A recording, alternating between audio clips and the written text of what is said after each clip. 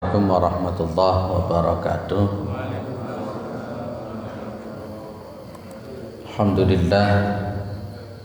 Alhamdulillahilladzi arsala rasulahu bil huda wa dinil haqq liyudhhirahu 'ala ad-dini kullih wa kafa billahi shahida. Asyhadu an la ilaha illallah wa asyhadu anna Muhammadan 'abduhu wa rasuluhu la nabiyya ba'dah. Allahumma shalli ala Muhammad wa ala alihi wa sahbihi wa man tabi'ahum bi ihsanin ila yaumiddin. Amma ba'du. Kita bersyukur kepada Allah atas segala nikmat yang diberikan oleh Allah kepada kita semua, terutama sampai pada petang hari ini kita masih diberikan kekuatan iman dan Islam. Kita masih diberikan kesehatan serta kesempatan sehingga kita masih bisa melaksanakan kewajiban kita untuk salat maghrib berjamaah, dan kita lanjutkan dengan mengkaji agama Allah Subhanahu wa taala. Mudah-mudahan kesempatan semacam ini senantiasa diberikan oleh Allah kepada kita semua sampai nanti kita menghadap kepada Allah yang tentunya dalam posisi husnul khatimah. Salawat salam tetap dilimpahkan kepada Rasulullah Muhammad SAW sebagai khatamul anbiya wal mursalin, penutup para nabi dan rasul, yang tidak ada nabi lagi sesudah Nabi Muhammad SAW. Baik, kita masuk di nomor 12 ya. Nomor 12 tentang hal-hal yang wajib berkenaan dengan orang yang sakit. Walamma kana al-ghalibu ala kathirin minan nasi fi hadzal zamani al-ibtida'u. Saya baca al-ibtida'u fi dinihim. Jadi walamma kana al-ghalib, itu yang dimaksud walamma kana alal ghalib itu ada sebuah kebiasaan, kebanyakan. Al-ghalib itu kebiasaan, kebanyakan. Ala katsirin minan nas, atas kebanyakan manusia. Jadi kebiasaan kebanyakan di kalangan manusia ini fi hadzal zaman, dalam zaman ini, pada waktu zaman kita sekarang ini, apa al-ibtida'u. Al-ibtida'u itu artinya bid'ah.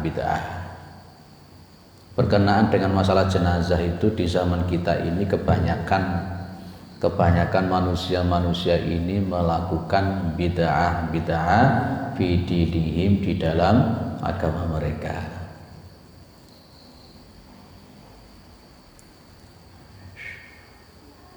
Ngomong bid'ah ini rada lumayan. Ya, ngomong bid'ah itu rada lumayan. Jadi memang kebanyakan di kalangan manusia, kebanyakan di kalangan masyarakat kita di zaman ini sudah banyak bid'ah, membuat bid'ah. Ibtada'a yang bertadi'u, ibtida'an itu artinya membuat bid'ah. Maka wajan ifta'ala yafta'ilu ifti'ala. Al-ibtida' itu artinya membuat bid'ah fi dinihim, di dalam agama mereka. La siyama fima yata'allaqu bil janazah, bil janazis, terutama berkenaan dengan yang namanya jenazah. Jadi di dalam kepengurusan jenazah itu memang di masyarakat kita sudah mulai banyak dilakukan bid'ah, yang otomatis bid'ah itu bertentangan dengan sunnah yang juga tidak dilakukan oleh Rasulullah SAW dan para sahabat. Maka kana minal wajibi ayusi al-muslimu ayujahaza wa yudfana ala sunnati amalan. Nah, jadi maka wajib bagi seorang muslim ketika dia sedang sakit, terutama ketika dia sedang sakit, untuk apa? Ayusi al-muslimu, bi ayyu jahaza wa idfana. Jahaza yujahizu kalau berkenaan dengan masalah jenazah itu mempunyai makna keperawatan, diramut, jenazahnya itu diramut, dipendem, yudfana itu dipendem, dikuburkan. Jadi ada sebuah kewajiban Bapak Ibu, seorang muslim itu punya kewajiban dia memberikan wasiat kalau nanti dia mati, ya dia berwasiat supaya nanti dirawat dan dikubur sesuai dengan sunnah, menjauhi daripada perkara-perkara bid'ah ketika diramut, ketika dia mati, ketika dikubur, ketika mati. Biar terpahami maksudnya ya.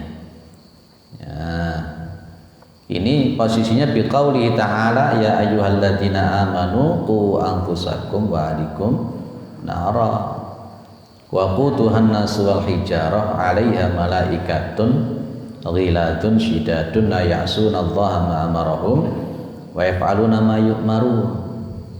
Ini cukup menarik ya, Syekh Nasiruddin Albani menaruh ayat ini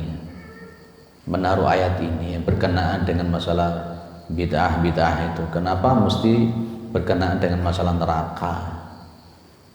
Karena memang konteksnya kan Rasulullah SAW mengatakan bahwa orang yang melakukan bid'ah itu apa? Kullu bid'atin dolalatun wa kullu dolalatin finnar. Loh itu. Jadi berwasiat semacam ini pun juga termasuk pada posisi seseorang menjaga dirinya dan keluarganya dari api neraka, karena konteksnya perkara bid'ah itu menjerumuskan seseorang kepada neraka itu tadi. Makanya memang asdaqal hadis itu ya kitabullah, sebenar-benarnya ucapan itu ya Al-Quran.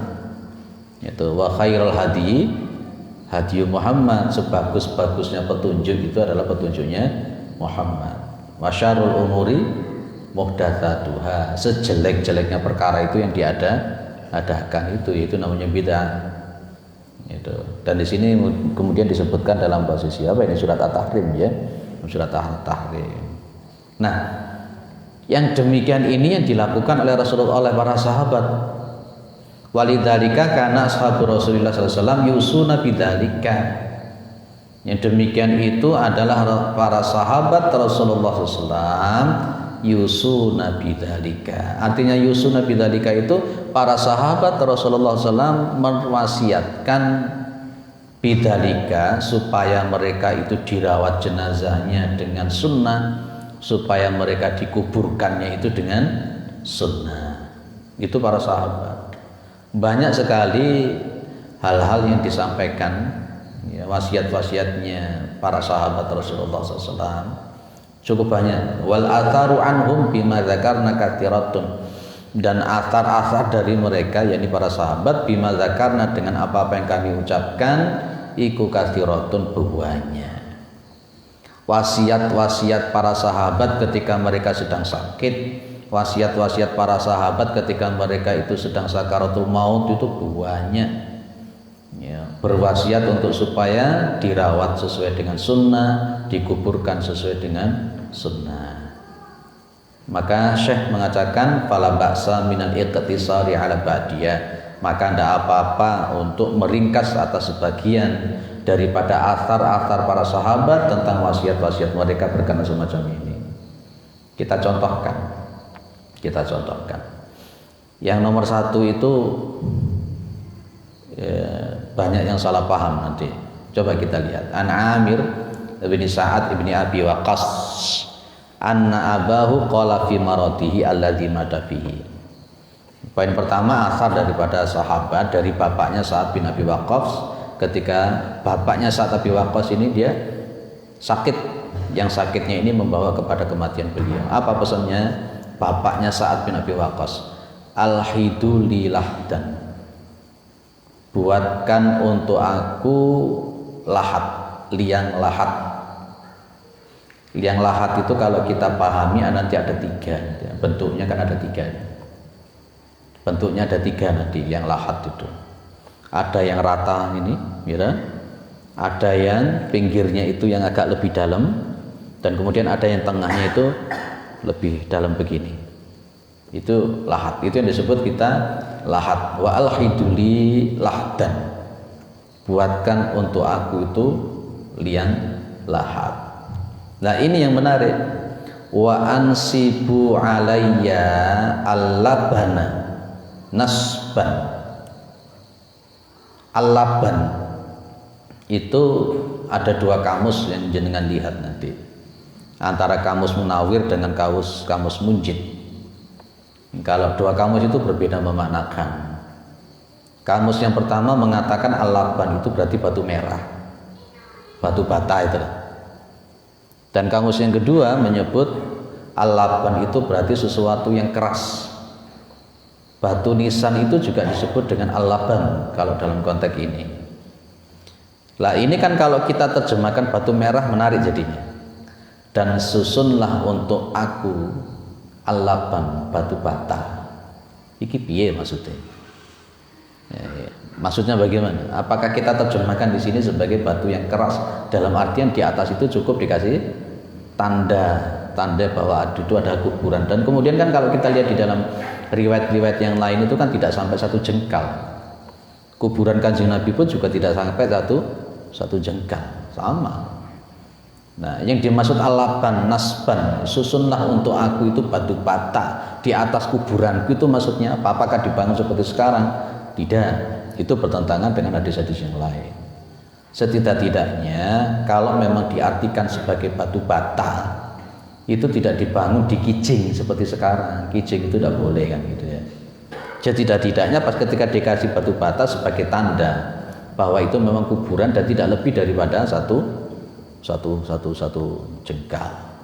Atau mungkin yang tepat mungkin diartikan sebagai tanda. Biasanya kan di kepalanya itu dikasih batu. Nah, kalau batu secara linguistik bahasa Arab namanya hajar. Tapi di sini tidak memakai hajar, tapi pakai al-laban.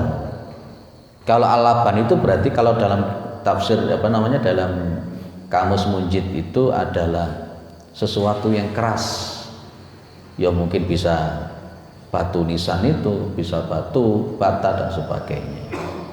Kama suni'a bi Rasulullah SAW, seperti halnya dilakukan oleh Rasulullah SAW.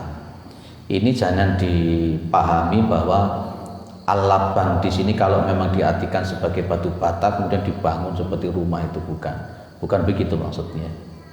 Ya, jangan sampai salah paham. Jadi makanya konteksnya saya mulai dari dulu mengajak kepada jenengan memahami hadis itu harus sistem maudhu'iyah.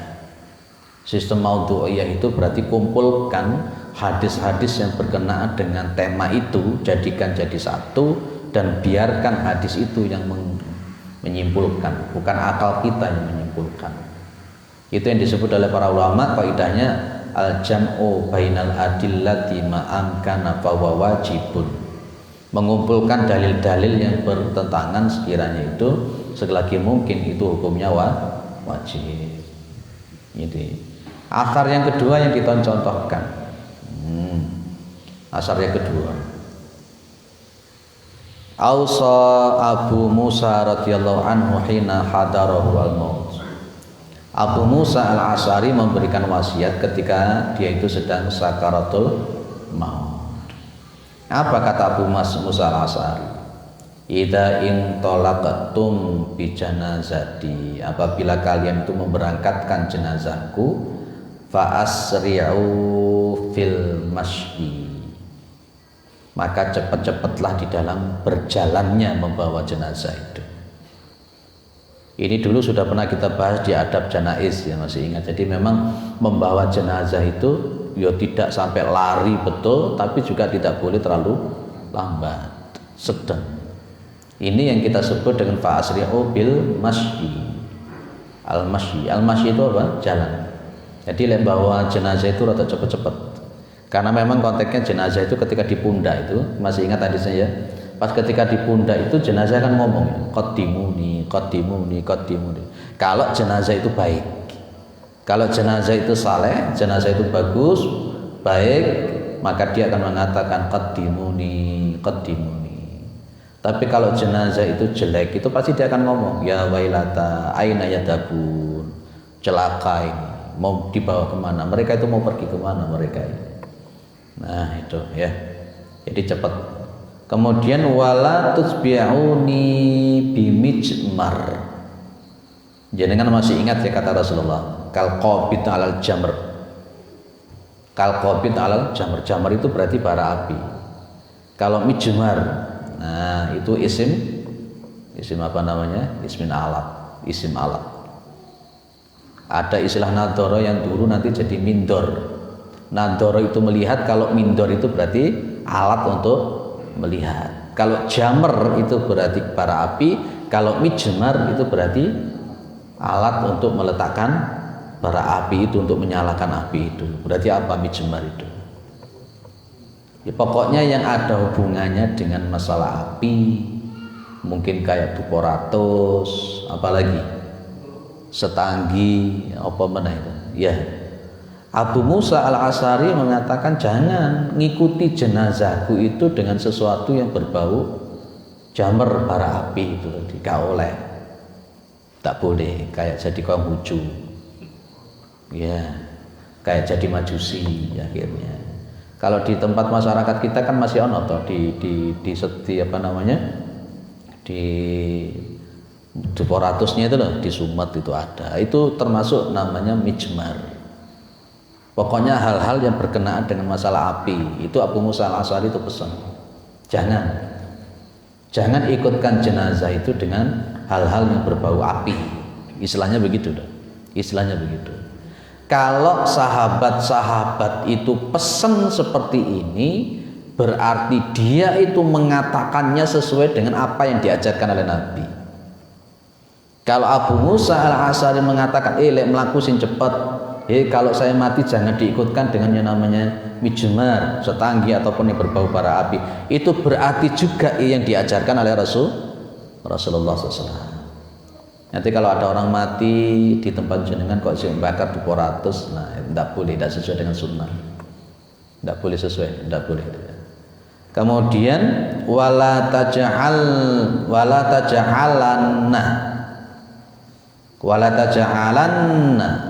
dan jangan, sungguh-sungguh jangan menjadikan ala lahdi syai'an, menjadikan di atas kuburanku yang lahatku itu sesuatu. Yahulu baini wa baina turabi, yang menghalangi antara aku dengan tanah. Jadi memang Abu Musa al-Asy'ari minta nanti kalau aku dikubur itu jangan sampai ada sesuatu yang menghalangi tubuhku itu dengan tanah. Tidak ada sesuatu. Jadi memang betul-betul nempel di tanah itu. Yang paling banter itu hanya kain kafan kemudian diletakkan di dalam tanah itu. Kalau dengan peti mati boleh enggak? Peti mati itu juga termasuk yahulu baini wa baina turab. Kalau memang tidak ada satupun ilat sebab yang mengharuskan seseorang itu dikubur dengan peti mati, maka jangan dikubur dengan peti mati. Artinya memang tubuh itu memang betul-betul dengan menempel dengan tanah itu, dihadapkan ke kiblat, di tanah betul, tidak usah pakai peti mati dan lain-lain. Ya, di bawahnya orang yang dikubur nggak usah dikasih apa-apa, nggak kayak kasih belabak, kasih apa, nggak usah. Memang betul-betul tubuh itu nempel di tanah. Itulah pesannya Abu Musa al-Asy'ari. Wala taj'alanna ala qabri binaan, dan jangan sekali-kali ya ada di atas kuburanku itu binaan, bangunan. Binaan itu sesuatu yang dibangun. Kayak seperti apa namanya, langit itu disebut oleh Allah dengan binaan. Beda. Firasa kalau bumi, kalau langit itu binaan. Firasya wassamaa binaan. Bina itu berarti sesuatu yang dibangun untuk memayungi, untuk apa itu namanya bina itu.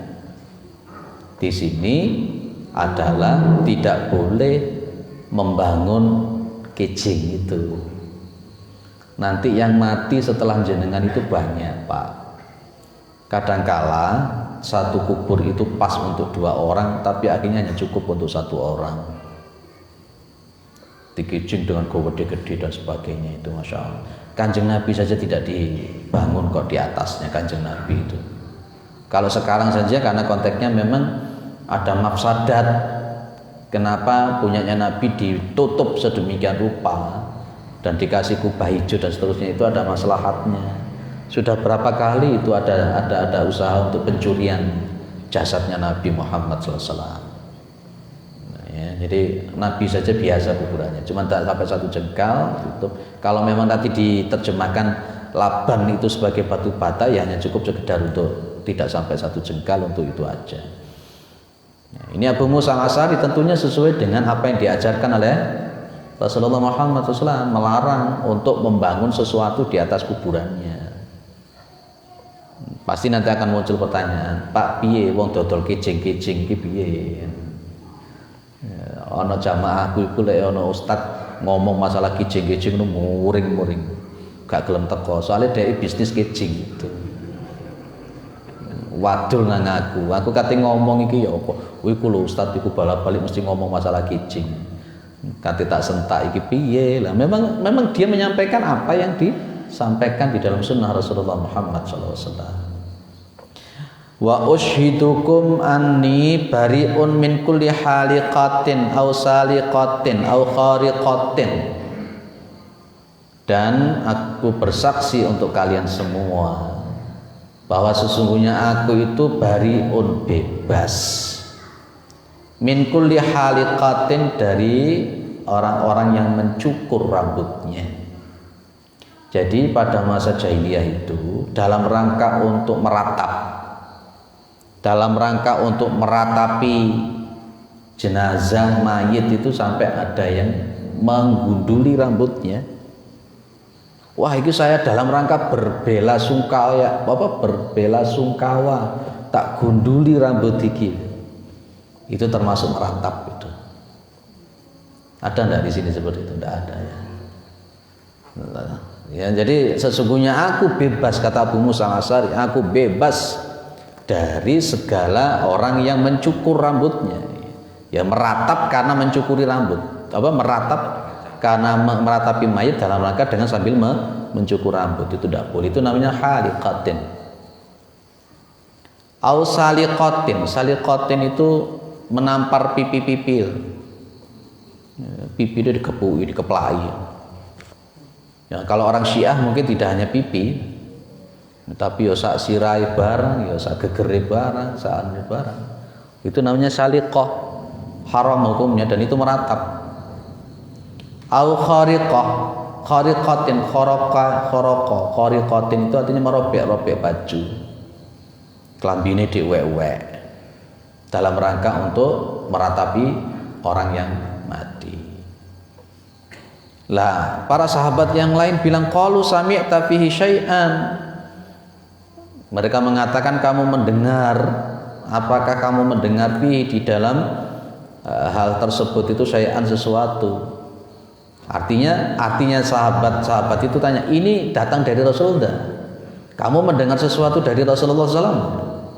Kamu bisa ngomong seperti itu, apa itu datang dari Rasulullah? Itu loh maksudnya. Kamu ngomong begini, apakah itu datang dari Rasulullah SAW? Apa Abu Musa al-Asy'ari mengatakan? Qala na'am min Rasulillah SAW. Datang dari Rasulullah SAW. Jadi apa tadi? Cepat-cepat bawa jenazah, kemudian tidak mengikuti jenazah itu dengan bara api, tidak membuat sesuatu yang menghalangi antara tubuh dengan tanah, kemudian tidak membangun sesuatu di atas kuburan, tidak diikuti dengan ratapan mencukur rambut, menampar pipi, atau merobek-robek baju. Itu semuanya adalah ajaran dari Rasulullah SAW. Kalau semacam ini bukan masalah NU Muhammadiyah, wis tak tegesi pisan. Masalah seperti ini bukan NU Muhammadiyah. Kalau semacam ini masalah sunnah Nabi atau bukan sunnah Nabi. Pakai duporatus. Wow, duporatus itu bukan masalah NU Muhammadiyah. Mengkejing itu bukan masalah NU Muhammadiyah, tapi kita bicaranya di sini apa? Sunnah Rasulullah Muhammad sallallahu alaihi wasallam. Meskipun jenengan NU, wong Kanjeng Nabi ngelarang kejing ya gak usah. Meskipun jenengan Muhammadiyah ataupun yang lain, kalau Rasulullah melarang kejing ya gak usah, gitu aja.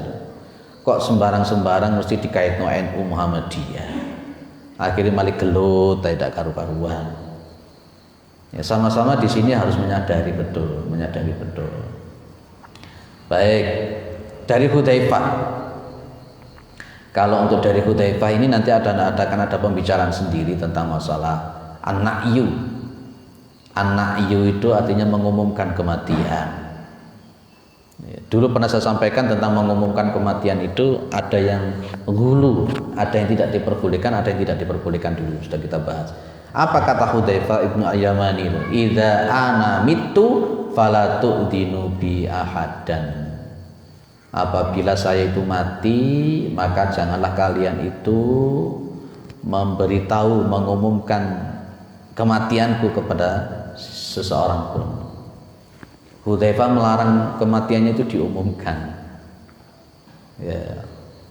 Fa inni akhafu ayyakuna na'yan. Maka sesungguhnya aku takut kalau itu dianggap sebagai meratapi. Wa inni sami'tu Rasulullah sallallahu alaihi wasallam yanhani nahyi. Dan sesungguhnya aku itu mendengar Rasulullah SAW melarang daripada an-na'yu. An-na'yu itu meratap yang dalam konteksnya bentuknya mengumumkan kematian. Nanti akan kita bahas masalah na'yu. An-na'yu dalam konteks mengumumkan kematian. Mengumumkan kematian itu nanti gimana posisinya ya. Baik, itu asar-asar dari asar-asar dari para sahabat tentang bagaimana menjauhi hal-hal yang tidak sesuai dengan sunnah Rasulullah sallallahu alaihi wasallam. Di sini akhirnya kesimpulannya itu. Nah,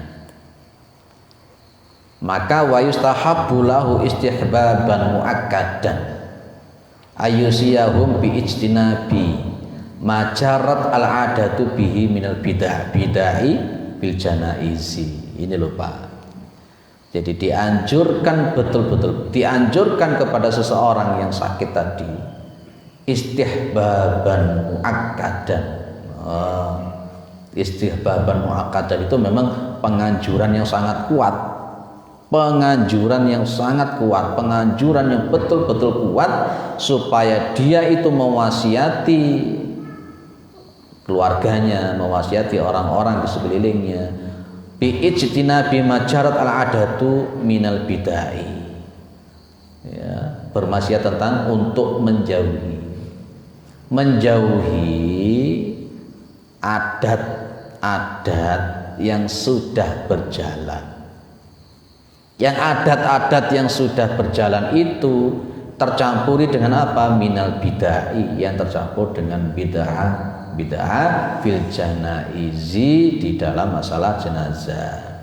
Sunnahnya begitu Pak. Nanti kalau jenengan itu sakit umpamanya, dan jenengan sudah merasa kalau sakit itu sudah mulai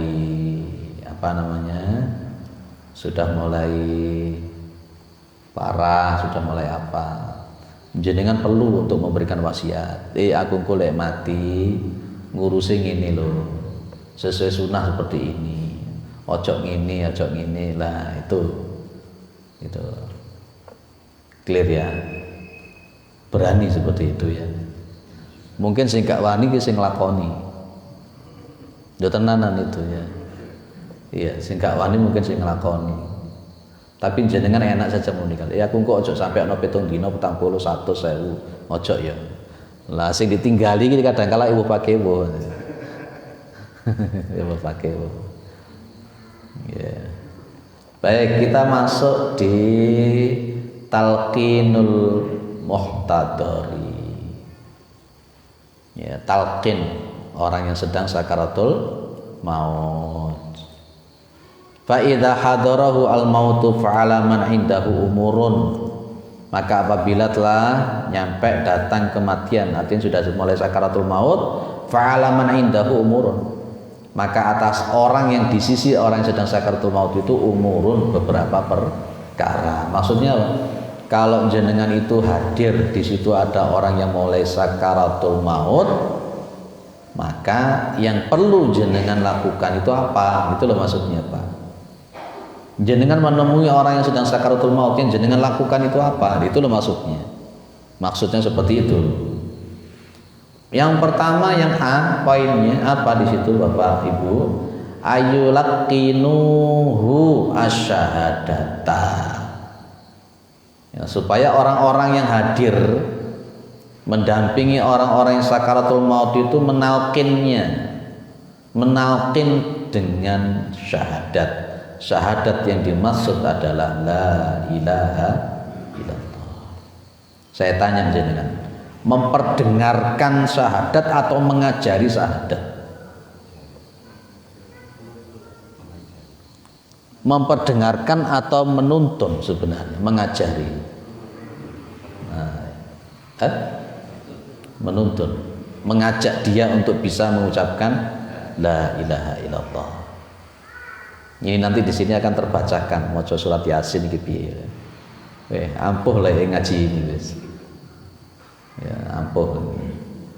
Ya, mohon maaf nanti andai kata ada kata-kata di dalam kitab ini yang mungkin berseberangan dengan keyakinan jenengan selama ini atau keyakinan dalam masyarakat selama ini. Saya hanya menyampaikan sesuai dengan isi kitab. Golek lorati ya wis legowo. Ya. Apa kata Rasulullah? Laqinu mautakum la ilaha illallah. Talqinkan orang yang akan mati di antara kalian. Mautakum itu maksudnya orang yang mau mati, Pak, bukan yang sudah mati. Dengan kalimat apa? La ilaha illallah. Karena konteksnya adalah man kana akhiru kalamihi la ilaha illallah indal mauti dakhalal jannah. Loh itu loh, Pak. Jadi barang siapa yang akhir ucapannya la ilaha illallah ketika mati dakhalal jannah yauman minadari, pada suatu hari dalam suatu waktu. Berarti kapanpun dia matinya itu, kalau dia memang matinya membaca la ilaha illallah, insya Allah masuk surga. Wa in asobahu qabla dzalika ma asobahu, meskipun sebelumnya itu dia itu telah mendapatkan musibah. Insya Allah kita semua di sini bisa mengucapkan la ilaha illallah. Ada jamaah saya bilang, Ustaz, ibu saya selama sakaratul maut itu maca Fatihah terus. Ya, gak diajari deh wis maca Fatihah terus. Masya Allah. Begitu nafasnya tinggal satu, dia tinggal bunyi Allah, Allah, Allah. Pas ketika dia dicabut oleh Allah nyawanya, dia bilangnya Allah. Seorang ibu-ibu. Saya tanya kenapa bisa begitu diantaranya. Anaknya bilang, weh, ibu saya ini memang dermawannya luar biasa. Demi untuk membantu orang, dia tidak berpikir sudah. Kalau untuk membantu orang, loman, dermawan, membantu orang kesusahan itu, dermawan. Dan juga nggak kakek ngomong, ibunya ini. Kalau kita ini. Itu ya. Jadi ini yang disebut oleh Rasulullah Muhammad. Jadi kalau ada orang itu yang meninggalnya mengucapkan la ilaha illallah, maka dia itu matinya masuk surga insya Allah. Mudah-mudahan kita bisa mengucapkan itu. Pas ditalkin meso-meso piye? Loh iya, ada. Dulu kan pernah saya bilang loh, ada orang yang ditalkin meso-meso malah. Ya, malah ada keterangannya dari Ibnu Qayyim al-Jauziyah, pas ketika dia ditalqin itu malah nyanyi-nyanyi. Ada. Saya bilang dulu kebiasaan yang kita lakukan, kebiasaan yang kita ucapkan, kebiasaan yang kita pikirkan, kebiasaan yang kita lihat, kebiasaan yang kita dengar, itu berpengaruh kepada mudah tidaknya mengucapkan la ilaha illallah ketika mati. Lek seneng ini nyanyi, saya khawatir engko pas kate mati nyanyi. Nah, itu Ibnu Qayyim Al-Jauziyah yang cerita itu, bukan cerita ngarang-ngarang. Ibnu Qayyim Al-Jauziyah yang ingin melihat sendiri konteksnya. Ada seorang anak perempuan yang beginone nyanyi, tak begitu mati ditalkin nyanyi. Yang kisah yang satunya itu orang yang bisnis, dagang, berniaga. Masya Allah, pas ketika ditalkin itu yang ditanya malah langganannya. Langgananku di mana? Daganganku kayak apa? Lain jenengan seneng ngurungokno dangdut koplo Saya khawatir pas sakaratul maut joget-joget. Nauzubillah min dzalik. Cobalah menghafalkan Al-Qur'an sedikit-sedikit. Tiap hari baca Al-Qur'an. Mudah-mudahan nanti pas ketika mau wafat itu yang keluar Al-Qur'an. Gitu. Lanjut, man mata wa huwa ya'lamu annahu la ilaha illallah dakhalal jannah. Barang siapa yang dia mati wa huwa ya'lamu, dan dia tahu sesungguhnya la ilaha illallah, tiada Tuhan selain Allah, dakhalal jannah, maka dia masuk surga. Yes, insyaallah kita mudah masuk surga. Dikuatkan oleh hadis yang lain, man mata la yusyriku billahi syai'an dakhalal jannah. Barang siapa yang mati yang dia itu tidak menyekutukan Allah dengan sesuatu apapun, dakhalal jannah, dia pasti masuk surga. Hadis yang ketiga ini diriwayatkan oleh Imam Muslim. Baik. Berikutnya, kalau ada orang yang sudah sakaratul maut, Bapak Ibu yang dimuliakan oleh Allah, apa? Ayyad'u lahu di sini. Nah, ayyad'u lahu, supaya mereka orang-orang yang ada di samping orang sakaratul maut tadi itu mendoakan orang yang sakaratul maut. Mendoakan. Jadi kalau tadi talqin itu bukan memperdengarkan loh ya Pak ya, tapi menuntun supaya dia bisa mengucapkan. Dan yang kedua, mendoakan orang yang sakaratul maut, dan wala yaqulu fi hudurihi illa khaira, dan dia itu tidak, mereka yang ada di sekeliling orang-orang sakaratul maut itu tidak mengatakan apa-apa di kehadirannya orang sakaratul maut itu kecuali yang baik. Lek ana wong lagi naza, ojo ngomong sing elek-elek. Apalagi cerita sing aneh-aneh. Itu naza, apalagi kalau sudah mati.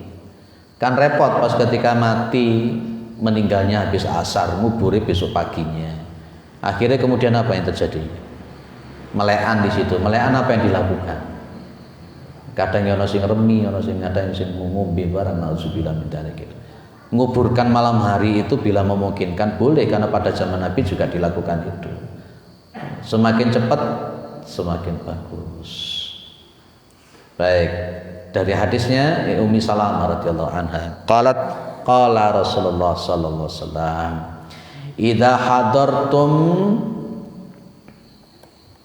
idza hadartum al-maridha abil mayyita. Maksudnya apabila kamu menghadiri orang yang sudah mulai sakaratul maut, maksudnya begitu. Faqulu khairan, maka berkata-katalah yang baik. Fa innal malaikata yu'minuna ala ma taqulun, karena sesungguhnya malaikat-malaikat itu mengaminkan apa yang kalian ucapkan. Ngomong sing apik, didongakno sing apik. Gitu kalau ada orang sakaratul maut. Ojo dirasani sing elek-elek. Baik ya.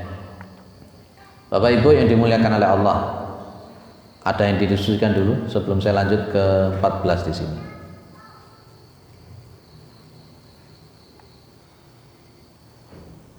Ya jelas insya Allah sudah jelas semua yang saya sampaikan. Seorang yang takut jelas paham kabeh. Baik lek ono. Walaisa atalqinu. Ini loh Pak. Penting di sini. Tadi yang saya katakan tadi itu. Walaisa atalqinu dzikra syahadati bi hadratil mayyiti wa tasmi'aha iyyahu. Ada cuman sekedar tasmi'.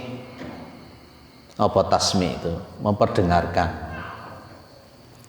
Jadi talqin itu bukan hanya sekedar menyebut syahadat la ilaha illallah di depan orang yang sakaratul maut.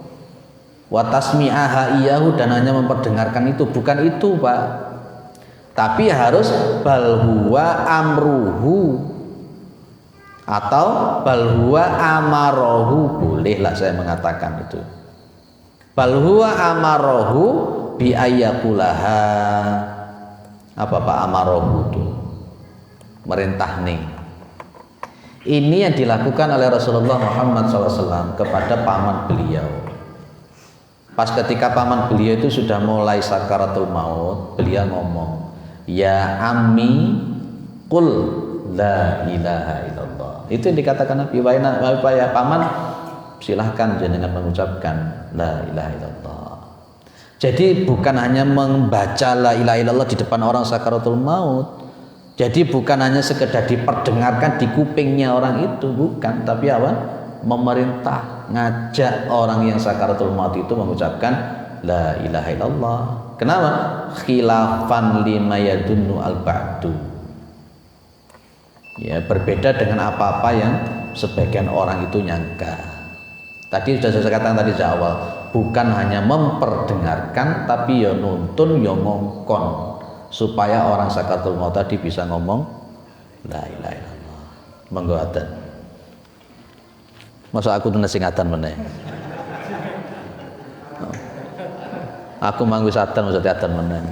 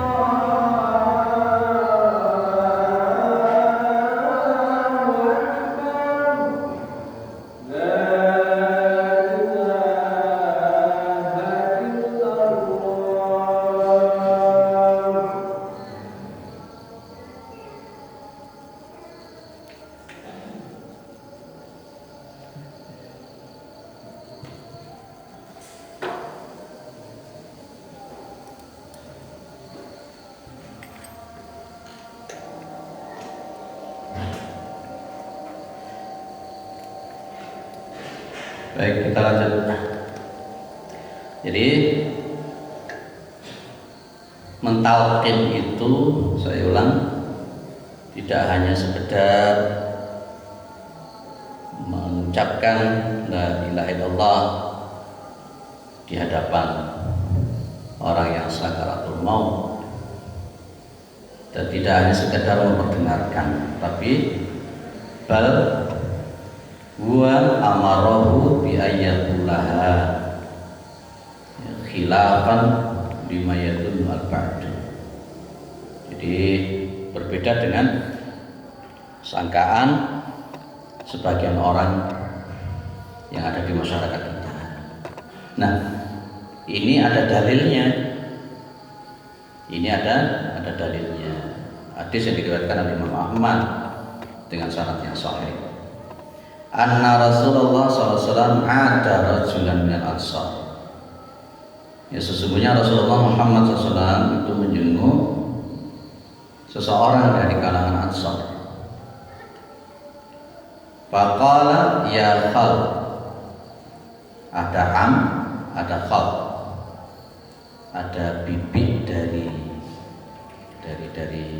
bapak, ada bibi dari ibu, dari arah bapak, ada dari ibu. Qul la ilaha illallah. Faqala akhalun an ammun. Faqala bal khal. Faqala fakhayyarani an aqula la ilaha illallah. Faqala nabiyyu. Nah, ini dalilnya. Ini dalilnya. Seseorang ini dia malah diperintahkan Rasulullah SAW. Jadi bunyinya itu pakai, kalau maunya ditalqin itu adalah umpamanya bibi yang mengatakan, ya bibi ucapkan la ilaha illallah. Ya bibi ucapkan la ilaha illallah. Kalau yang memang sakaratul maut itu Pak D ucapkan la ilaha illallah. Dan itu seseorang ini di dalam Ahmad ini dia melakukan itu seperti yang dilakukan oleh Rasulullah Muhammad SAW.